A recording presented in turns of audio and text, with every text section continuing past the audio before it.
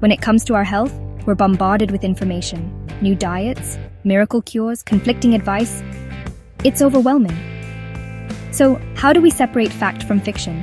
That's where experimental studies in epidemiology come in. They're like the detectives of the medical world, helping us understand what really works. Epidemiology is the study of health and disease in populations. It's about looking for patterns and figuring out why some people get sick while others stay healthy.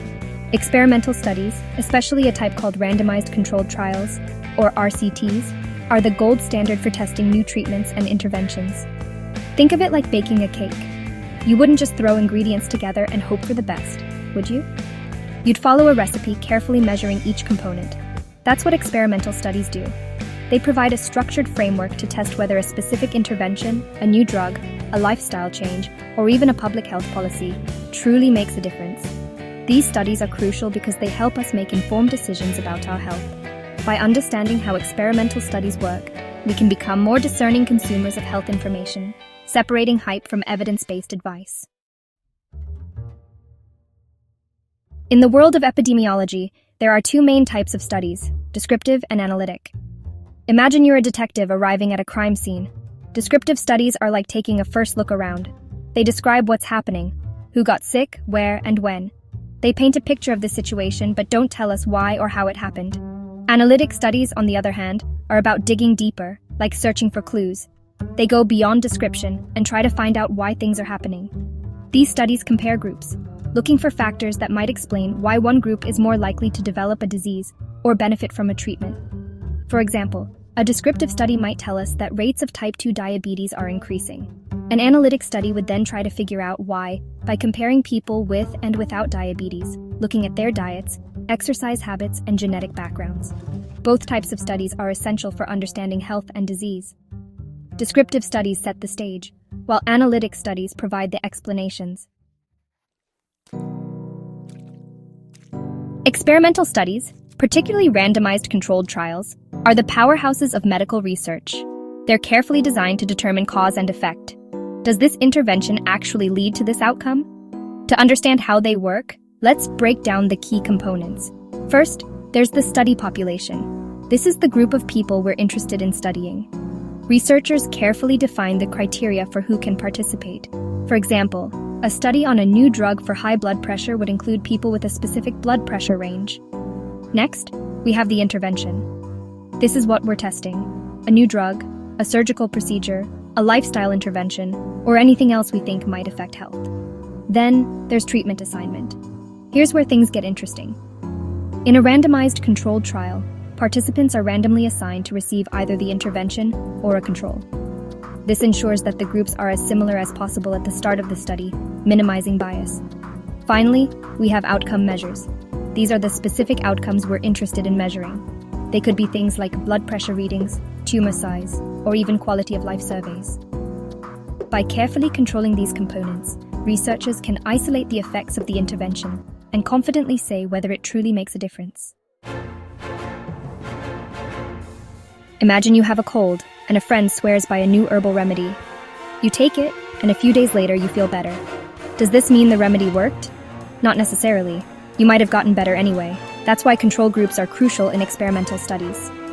A control group is a group of participants who are similar to those receiving the intervention but don't receive it.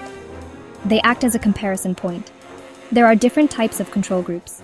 In some cases, like studying a rare disease, having a control group might not be ethical or feasible. These are called no-control group studies. Sometimes researchers might use historical controls, comparing results to data from previous studies or existing medical records. However, this can be unreliable as other factors might have changed over time. There are also non-randomized controls, where participants might choose their group, or researchers might assign them based on certain characteristics. This can introduce bias as the groups might not be comparable. And then, of course, there are randomized controls, which are the gold standard. In randomized controlled trials, participants are randomly assigned to either the intervention or control group, ensuring the groups are as similar as possible. The beauty of randomized control groups is that they help us isolate the effects of the intervention from other factors. Randomization is like shuffling a deck of cards. It ensures that each participant has an equal chance of being assigned to the intervention or control group. This is, honestly, crucial for minimizing bias and making sure the groups are as similar as possible at the start of the study. Think of it like this. Let's say we're testing a new weight loss drug. If we let people choose their group, those who are highly motivated to lose weight might be more likely to choose the drug. This could skew the results, making the drug seem more effective than it really is. Randomization helps to level the playing field. It ensures that any differences observed between the groups at the end of the study are more likely due to the intervention itself, not pre-existing differences between the participants.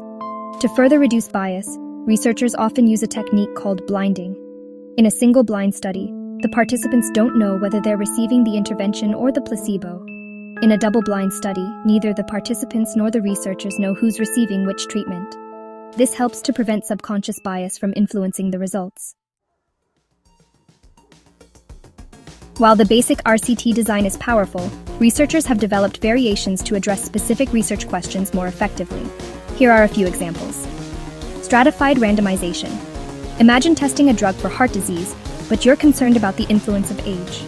Stratified randomization allows you to first divide participants into age groups, and then randomly assign them to treatment within each group. This ensures that each age group is represented proportionally in both the intervention and control arms. Now, what about crossover trials? What if you want to test two different treatments for the same condition? In a crossover trial, participants receive both treatments, but the order is randomized. This allows each person to act as their own control, reducing variability and increasing the power of the study. And then there are factorial trials.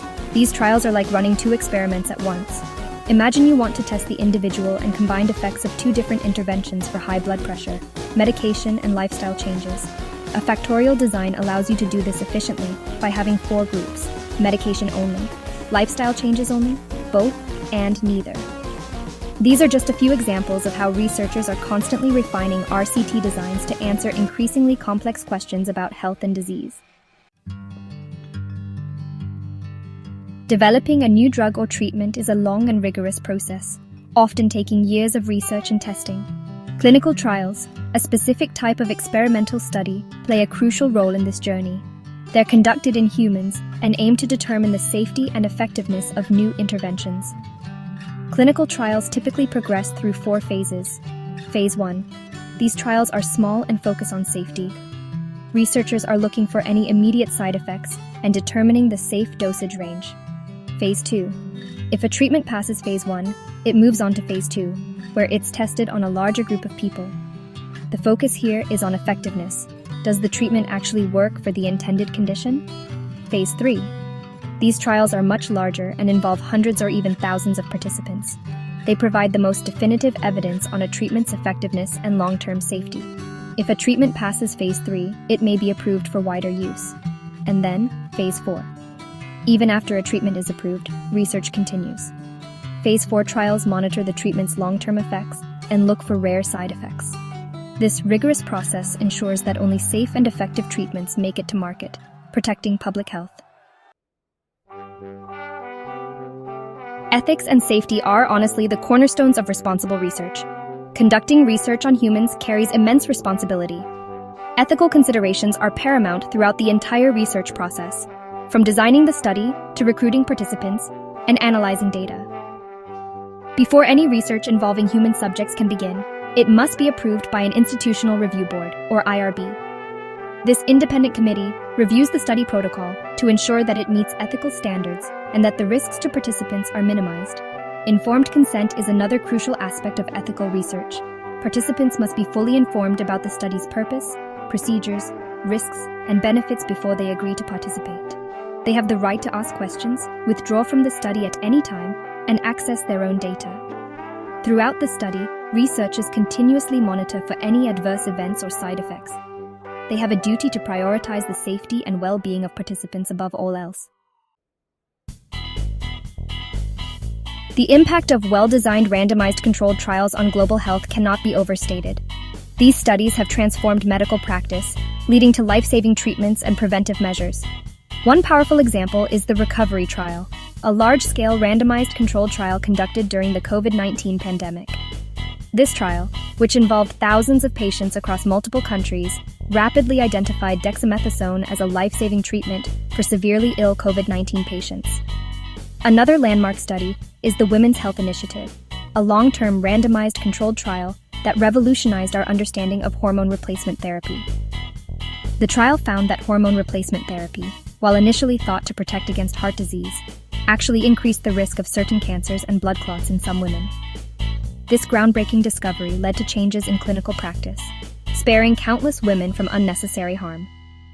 These examples highlight the importance of randomized controlled trials in providing reliable evidence to guide medical decisions and improve health outcomes. The world of experimental design is, constantly evolving. Researchers are exploring innovative approaches to make trials more efficient, relevant, and patient-centered. Adaptive trials, for instance, allow for modifications to the study design based on interim data analysis. This flexibility enables researchers to answer questions more quickly and efficiently. Pragmatic trials are another important development. Traditional trials often take place in highly controlled settings, which may not reflect real-world conditions. Pragmatic trials aim to bridge this gap by conducting research in real-world settings, making the findings more generalizable to everyday practice. Patient-centered outcomes research is also gaining traction. Traditionally, trials have focused on objective measures like blood pressure or tumor size.